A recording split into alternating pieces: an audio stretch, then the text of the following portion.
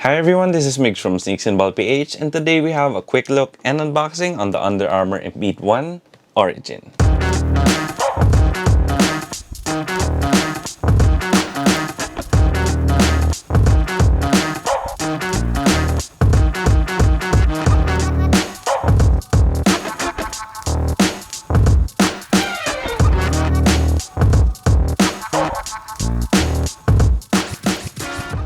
To start things off, when I got this package in the mail, I was super excited for the shoe. However, what I wasn't too happy about is that my box was pretty much smashed. And I just wish that the delivery people would care about what they're delivering, because shoes aren't cheap, so can you please take care of my package next time? But anyway, I guess that's life. So this is the Under Armour Embiid 1, which is Joel Embiid's first ever signature shoe. He actually signed with Under Armour a few years ago after staying with Adidas for a bit, but he didn't have a signature shoe. Instead, he was using more of the team models of Under Armour, such as the Under Armour Hover Havoc and the Under Armour Anatomic Spawn. The Embiid 1 in this particular colorway, which is the Origin colorway, pretty much focuses on telling his story from his roots in Cameroon up to the present, where he is a star for the Philadelphia 76ers. So he was born and raised in Cameroon, then he was actually found by Luc Mbah, who is also from that area, and really got him to play basketball. He then went on to go to the United States, where he studied and played basketball at Montverde High School, then played for the University of Kansas in college. The end of Joel Embiid's time in Kansas was definitely a challenge, because he suffered a stress fracture in his back in 2014. However, Joel Embiid was so dominant that even though there were a lot of injury concerns, he was still drafted by the Philadelphia 76ers with the 3rd overall pick.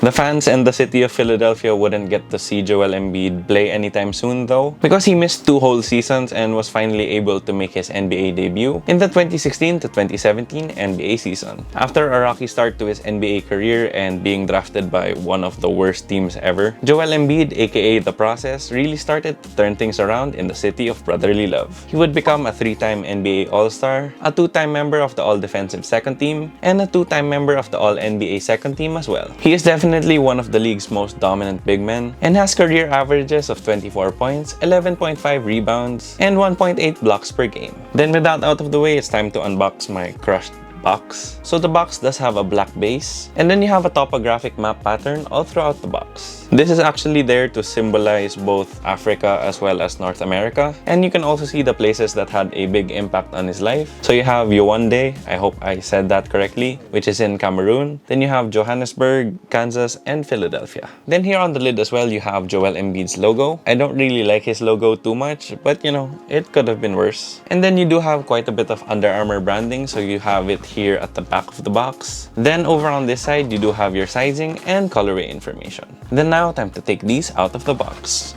So just opening up the lid, then you have your paper, which is full of Embiid logos. And then here you have your left shoe, and it definitely looks like an Under Armour shoe because they have a very distinct design language. And then here you have your right shoe, and right off the bat, there are definitely some things that I like from a visual perspective, and some things that are just a little bit meh, but we will talk about that later. So here you have it, guys. This is the Under Armour Embiid 1 Origin.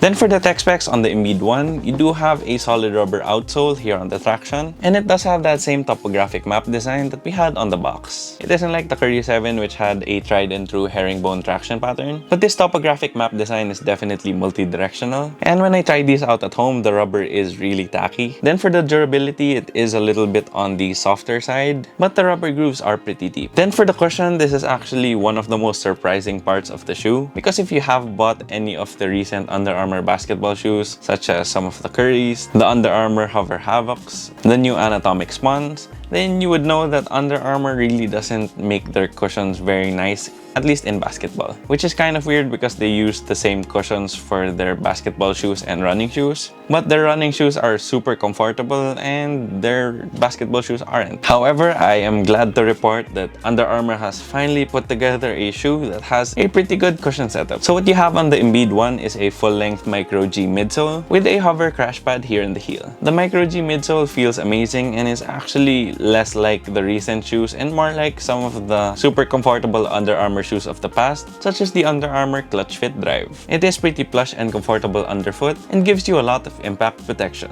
The other nice thing about Micro G is that even though it is a foam, it has some pretty good bounce back and responsiveness as well. You also have a hover crash pad here on the heel, but I didn't really notice it that much because I rarely do land on my heels. But if you are a heavy heel striker, at least there's some additional impact protection here in the heel. Then for the materials, in typical Under Armour fashion, they just give us pretty basic materials. But for what it is, it's actually pretty comfy. Essentially, what you have is a fully mesh upper, and that mesh doesn't really feel premium in hand, but it is super soft and moves well with your feet. Plus, since the mesh has multiple layers from the open-celled exterior to the more fine mesh underneath and a neoprene underneath that, you have a pretty padded feeling all throughout the shoe. Then for the other materials, you do have a thin layer of fuse here at the toe to protect the mesh from toe drags. You also have some fuse near the eyelets for additional durability. And lastly, you do have a little bit more fuse here on the lateral and medial side of the heel. Then here on the lateral side, you do have this large rubbery plastic support wing that also connects to the lacing. Then on the other side, you have another similar support piece, but it is much smaller and is made of synthetic leather. Then lastly, you do have a nylon strip running down the tongue and another nylon strip here on the heel tab. Then for fit and sizing, I did go true to size with the Embiid one, and it fit me pretty well. The length and the width is pretty much perfect for me, but there is just a slight bit of dead space all throughout the shoe, so I wouldn't really call it a 1-to-1 fit. Instead, it might be like a 0.95 to 1 fit,